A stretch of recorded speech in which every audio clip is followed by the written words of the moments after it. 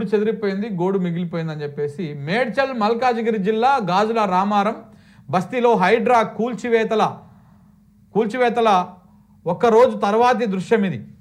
ఒక్కసారే 260 ఇండ్లు హైడ్రా బుల్డోజర్ల దెబ్బకు ఇలా నేలమట్టమయ్యాయి. తలదాచుకునేందుకు ఉన్న ఒక్క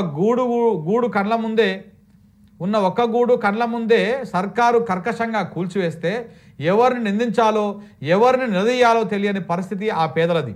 రోడ్డున పడ్డ కుటుంబాన్ని చూసి రోధిస్తున్నటువంటి ఒక మహిళ. ఇల్లు కూలింది, దర్వాజా ఒరిగింది. గాజుల రామారంలో చిన్నాభిన్నమైన శిథిలాల మధ్య చిన్నారులు అమాయకంగా ఆడుకుంటున్నారు. ఇనుపరెక్కల గద్ద ఉన్న గూడును కూల్చేస్తే ఇలా ముక్కలైన కలలను పేర్చుకొని బొమ్మరిల్లు కట్టుకునే పనిలో నిమగ్నమై ఉన్నారంట. వాళ్ళు వాటితో బొమ్మరిల్లు కట్టుకొని ఆడుకుంటున్నారు. బొమ్మరిల్లు జాగ్రత్త బిడ్డ, ఇక పక్కనకెళ్ళి వస్తున్నాడు ఒక యమకింకరుని లెక్క హైడ్రా వేసుకొని దాన్ని ఉలగొచ్చిపోతారని చెప్తా ఉన్నారు. పండగైనా పబ్బమైనా కూల్చుడే. ఆదివారాలు సెలవు రోజుల్లో మేమెందుకు ఆగాలి?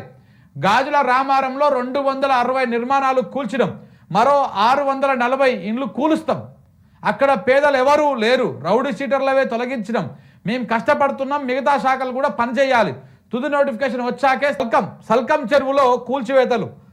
హైడ్రా కమిషనర్ రంగనాథ్. ఇక్కడ నేను ఒకటి విన్న, రంగనాథ్ ఏమేమి చేస్తా ఉన్నాడో దయచేసి మీరు అందరూ కూడా నోట్ చేసి పెట్టుకోండి. హైడ్రా రంగనాథ్ ఈ కూల్చివేతల వెనకాల ఉన్నటువంటి భాగవతం ఏంటిది? దేనికోసం కూలగొడుతున్నాడు? ఎందుకోసం కూలగొడుతున్నాడు? కాంగ్రెస్ చేస్తున్నటువంటి దందా ఏంది? దాని వెనకాల రేవంత్ రెడ్డి చేస్తున్నటువంటి దందా ఏంది? ఈ హైడ్రా రంగనాథ్ భాగవతాన్ని బీఆర్ఎస్ పార్టీ రేపు అధికారంలోకి వచ్చిన తర్వాత ఈ భాగవతాన్ని బట్టబయలు చేస్తాము. అది డే 1 నుంచి హైడ్రాను ఏర్పాటు చేస్తున్నారు.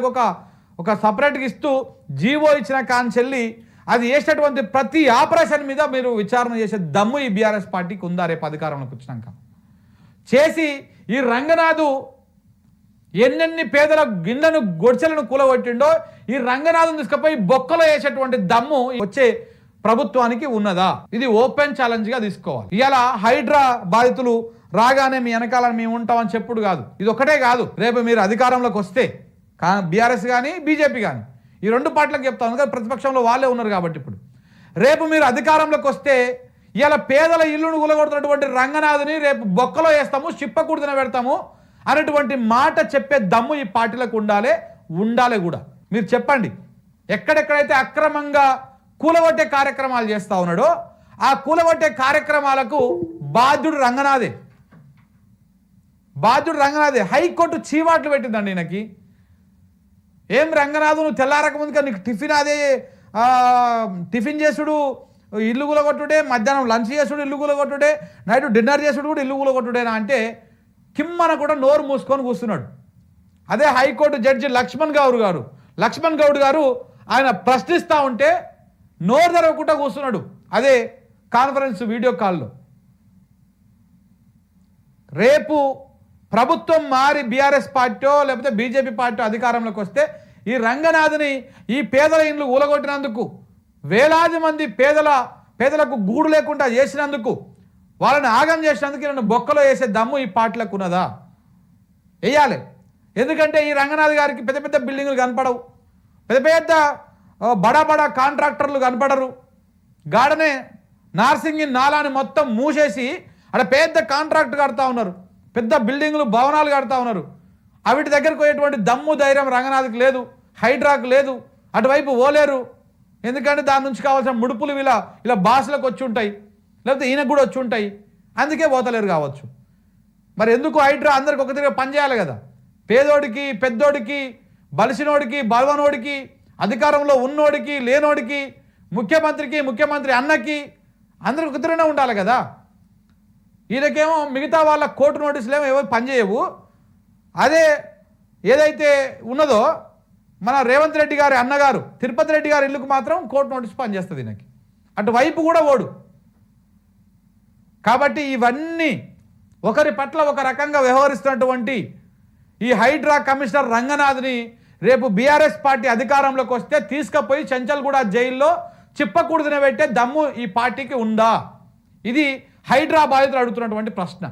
ఎంతమంది గోడు పోసుకుంటున్నారు తెలుసా? ఇగో ఎంతమంది ఆగమవుతున్నారు చూడండి. ఈ ఓన్లీ ఇక్కడనే కాదు కదా, మొత్తం ఎంతమందిని ఇబ్బందులకు గురి చేసేయడం మనం చూస్తూనే ఉన్నాం. పండుగ అయినా పబ్బ అయినా కూల్చుడే అంట, ఈయనేదో అది చేసినట్టు కూల్చు. ఎందుకో మరి ఆడ చెర్లనే ఉంది కదా, అక్కడ మంత్రుల అందరివి FTL చెరువులోనే ఉన్నాయి కదా, అది కూలనిక దమ్ము లేదా?